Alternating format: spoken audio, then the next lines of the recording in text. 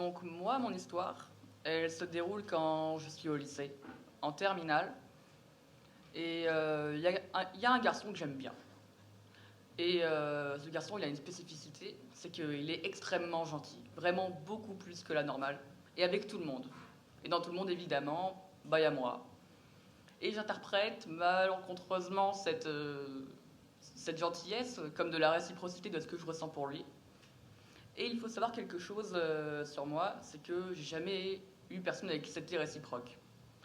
Et généralement, les fois précédentes où ça m'est arrivé de me rendre compte que c'était pas réciproque, quand j'ai vu la petite graine de sentiment commencer à faire des petites feuilles, à germer, et que je me rends compte du coup que c'est pas réciproque, ben je la rase, je la laisse pourrir quelque part dans un coin, elle me dérange plus, et c'est fini. Sauf que cette fois, je l'ai appris beaucoup trop tard, des mois plus tard. Je l'ai appris par un vieux bouche à oreille qui aimait quelqu'un depuis 8 ans, donc en plus j'étais bien loin du compte.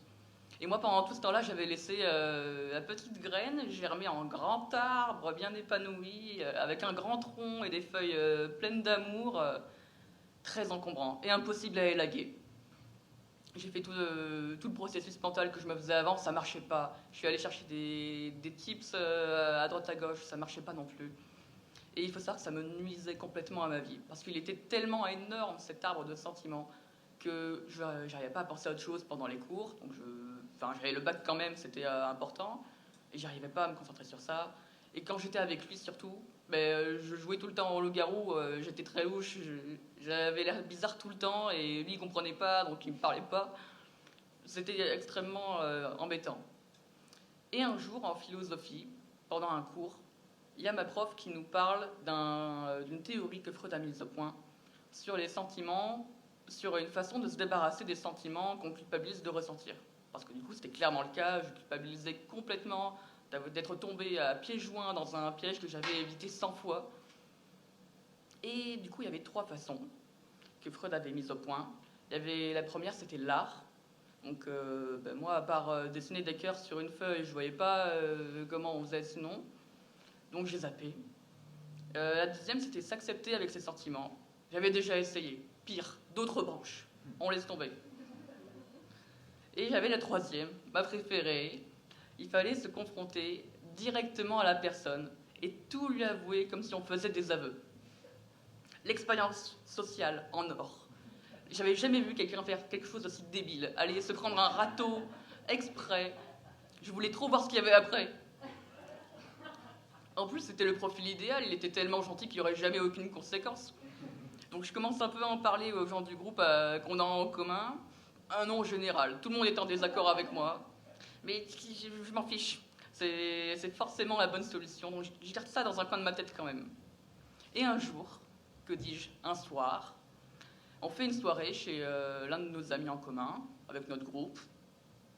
C'est le genre de soirée très mouvementée, tout le monde boit, tout le monde court dans tous les sens, on s'assoit à 20 places différentes minimum. Et quelque part dans la soirée, entre minuit et 1h du matin, on se rencontre par hasard, on se rencontre par hasard, pardon, dans la cuisine, lui et moi tout seuls. Et il commence à me parler de lui, de ses problèmes, sa vie privée, un truc qui lui pèse lourd sur son pauvre petit cœur. Mais c'est secret, il peut pas m'en parler. Et moi, je suis morte et j'entends ce secret. Et je sais que je dois en dire un aussi. Donc je pense immédiatement à un stratagème. Et j'exécute, affalé sur le bar, la colonne a penché à 45 degrés. Mec, viens, on fait un troc de secret. Moi, je te dis mon secret. Et toi, tu me dis ton secret. Comme ça, on connaît tous les deux nos secrets. Ça te va? Et chut, s'il n'a pas le temps de parler, il n'a pas le temps de dire non. Donc, je commence vite à parler. Je lui dis, en fait, mec, je t'aime bien. Et il me connaît, il sait parfaitement ce que ça veut dire. Et d'un coup, l'homme qui parle tout le temps se tait et laisse un grand blanc dans la cuisine. Moi, je vois qu'il est, même dans cet état, je vois qu'il est très mal à l'aise. Donc, j'enchaîne directement sur autre chose. Et, non, mais c'est pas la peine de te mettre dans un état pareil. C'est pas pour sortir avec toi. En fait, c'est Freud. Et à partir de Freud, ça partait trop loin. Mais il a compris le principal. Je l'aime bien. J'ai mis mon énorme poids sur lui. Les gens commencent à rentrer dans la cuisine. Bon, moi, je sors tranquillement. J'ai fini ce que j'avais à faire. La soirée continue. Lui, entre-temps, il a raconté aux autres ce qui s'est passé. Mais c'est pas grave, il n'y a pas de tension. Ça va bien. Moi, je vais me coucher plus tard, en priant pour que ce que je vienne de faire finisse par se révéler utile. Et verdict, 2 jours plus tard, effectivement, l'espèce de grand arbre encombrant, plein d'amour, s'est fané sur lui-même. Donc la théorie marche, n'hésitez pas, ça marche. Ah, j'ai pas fini. La théorie marche, mais j'avais encore mon ami qui était absolument gêné dès qu'il me croisait. Et moi de même, du coup, puisque je ressentais sa gêne extrême. Et du coup, on en a parlé entre nous. Je lui ai expliqué pourquoi j'ai parlé de Freud quand même. Et grâce à cette honnêteté qu'il y a eu à ce moment-là entre nous, notre amitié n'en est que plus belle aujourd'hui. Là, c'est fini.